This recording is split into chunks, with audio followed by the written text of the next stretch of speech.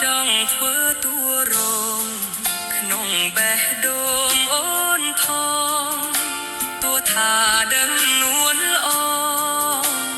អូនមានតួឯងចង់នៅមើលថែជួយជូតទឹកភ្នែកបើសិនជាតួឯងគេធ្វើបាបរូបអូនខ្ញុំមិនសុំអ្វីលើសពីស្នេហ៍ស្រីសុំត្រឹមតែឲ្យបានរស់នៅក្បែរផងគួរត្រឹមមនុស្ស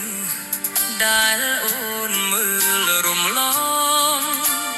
តែបេះដូងបងក៏នៅតែស្រឡាញ់